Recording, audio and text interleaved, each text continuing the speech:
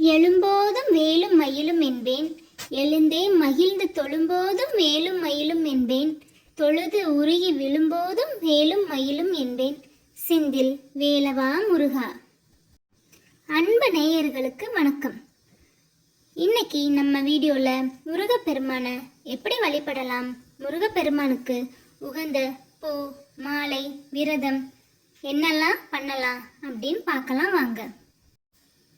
அன்பு நேயர்களே, இது போல வீடியோக்களை பார்க்கவும் கேட்கவும் நீங்கள் என்னோட சேனலை சப்ஸ்கிரைப் பண்ணிக்கோங்க.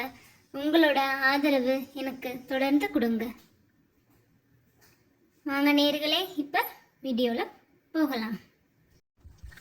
முருகப்பெருமானை வழிபடணும்னு நினைக்கிறவங்க தினமும் முருகப்பெருமானுக்கு மிகவும் பவித்திரமான எண்ணங்களோட படங்களுக்கு மலர் மாலை குங்குமம் சந்தனம் இதெல்லாம் வச்சு தீபாராதனை செஞ்சு வழிபடலாம். நம்ம வழிபடுறப்ப ஓம் சரவணபவ, அப்படி இல்லையா கந்தசஷ்டி கவசம் போன்ற மந்திரங்களை சொல்லி முருகப்பெருமானை வழிபடலாம். வேலை, திருமணம், குழந்தை பேரு, கடன், பணக்கஷ்டம், மனை மற்றும் வீடு தொடர்பான பிரச்சனை, எந்த ஒரு செயலாக இருந்தாலும் சரி, எதில் வெற்றி பெறணும்னு நீங்கள் நினச்சாலும் சரி, முருகப்பெருமானுக்கு விரதம் இருந்து வழிபட்டீங்கன்னா சகல நலன்களையும் தந்துடுவார் உங்களுக்கு. முருகப்பெருமானுக்கு உகந்த மாலை துளசிமணி மாலை. அந்த துளசிமணி மாலையை நீங்கள் அணிந்து விரதம் இருந்து முருகப்பெருமானை வழிபட்டீங்கன்னா உங்களுக்கு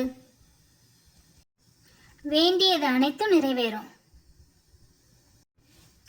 முருகப்பெருமானுக்குன்னு உகந்த பூக்களா மல்லிகை, முல்லை, சாமந்தி, ரோஜா, அதோட சூரியகாந்தி பூ கூட நீங்கள் முருகப்பெருமான் படத்துக்கு சூட்டி நீங்கள் அவரை வழிபடலாம்.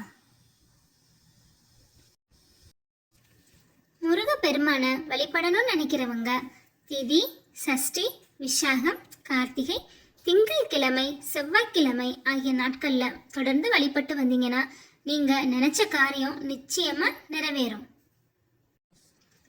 குமர கடவுளான முருகப்பெருமானுக்கு மாம்பழமும் வாழைப்பழமும் ரொம்ப இஷ்டம். பொதுவாக எந்த பழமாக இருந்தாலும் அது கூட வெல்லம் சேர்த்து நம்ம நெய்வேத்தியமாக படைச்சு முருகப்பெருமானை வழிபடலாம். ஏன்னா பழனிமலை கோவிலில் கூட பஞ்சாமிர்தம், அதாவது எல்லா பழங்களும் சேர்த்து வெல்லமும் சேர்த்த பஞ்சாமிர்தம் தான் முருகப்பெருமானுக்கு நெய்வேத்தியமாக படைக்கிறாங்க. அந்த மாதிரி பழங்கள் வச்சு நெய்வேத்தியம் படைச்சு நீங்கள் முருகப்பெருமானை வழிபட்டு வந்தீங்கன்னா அது மிகவும் சக்தி வாய்ந்தது. அன்பர்களே, முருகப்பெருமானை தினந்தோறும் வழிபடுறது மட்டும் இல்லாமல் தினந்தோறும் நினச்சி கொண்டு இருங்க. அவர் என்றைக்குமே உங்களுக்கு துணையாக இருப்பார்.